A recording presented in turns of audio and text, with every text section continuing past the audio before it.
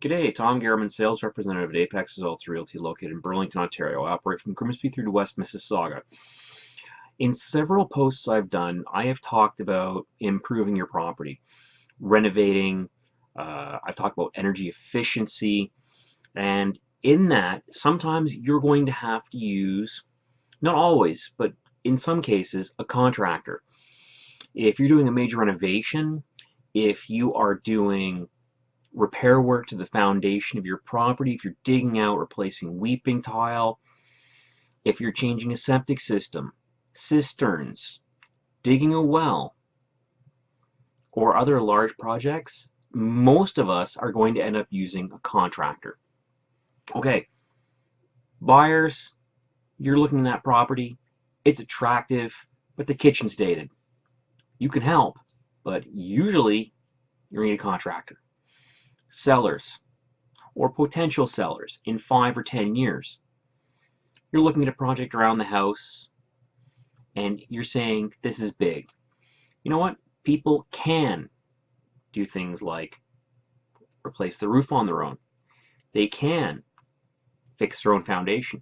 They can do almost anything around the house if they're willing to go out and rent the tools and ask some questions and develop skill sets. We don't have time. You don't have time. Most people out there, again, do not have time. If they know these skills in the first place, it's because, one, they worked in some sort of construction or they helped out family or good friends doing this a few times. They have enough skill set and access to the tools where they can do this.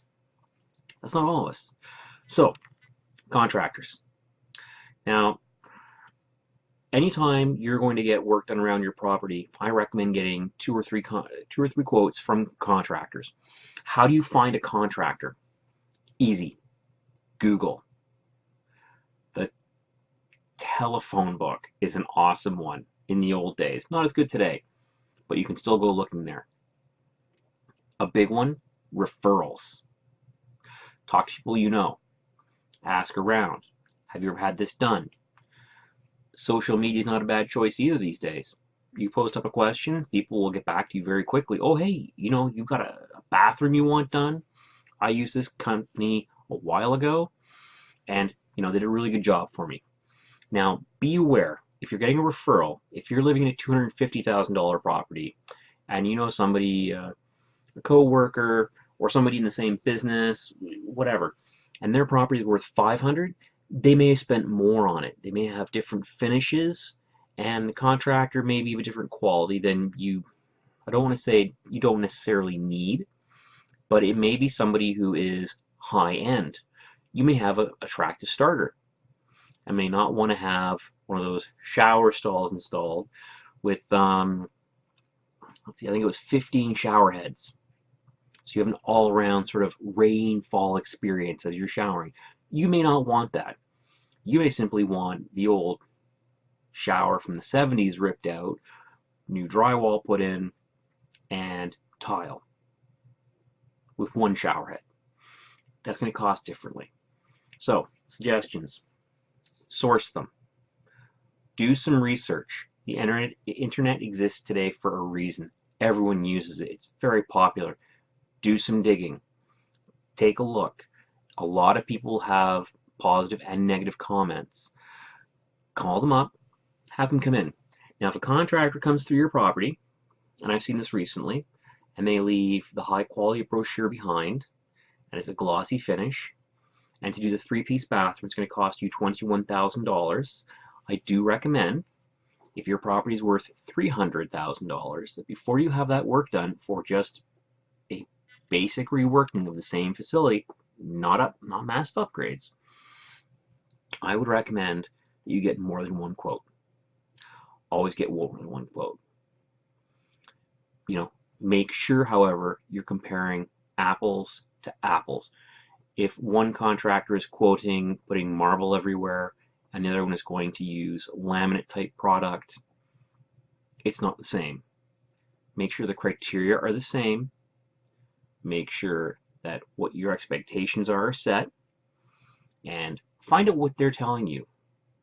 We'll have the work done in approximately 4 days. It will take us 8 days. How many men are going to come in and work?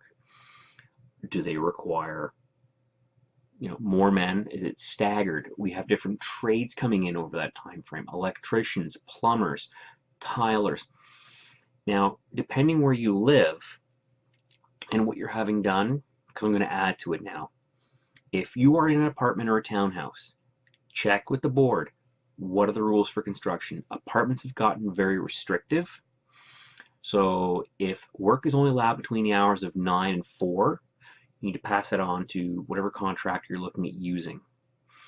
If it's your house, usually the rules are much different or easier, but that's because it's your house and it's likely a freehold.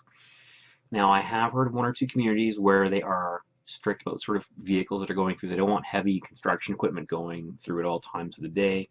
So if you're having work done on the outside and there's bobcats involved, normally you're looking at working hours or daylight hours. And finally, I've got to say, when you start the work, make sure you read the fine print of the contract. Normally you pay a little bit up front, and there may be installment payments on that, depending how big the project is. If you need to finance it, don't. Don't take the contractor's financing anyway. Normally it's only large companies that do that, and it costs you more than it's worth. Line of credit on the house is a very nice thing and allows you to tackle those large projects that may need to be done.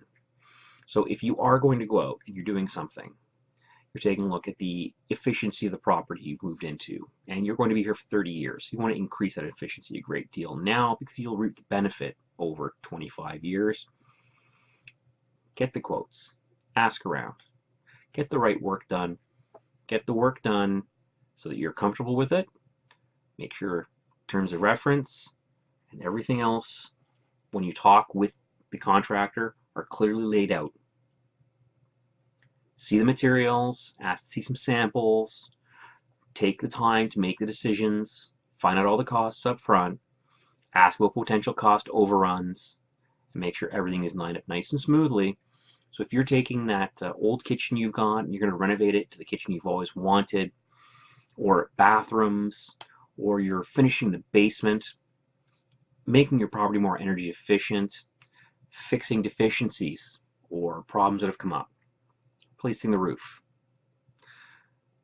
Remember, the cheapest is not always the best. The most expensive is not always what you need, and whatever you get, you're probably going to live with. Anyway, I hope this has helped. Dealing with contractors is a big, scary thing for people. In some cases, it is scarier than selling or buying a house.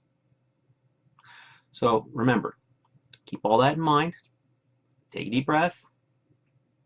Take a look at the possible returns on whatever investment you're putting into the property. Is it for mostly you now, or are you going to be doing something to sell the property in a year to increase the value? Ask the right questions.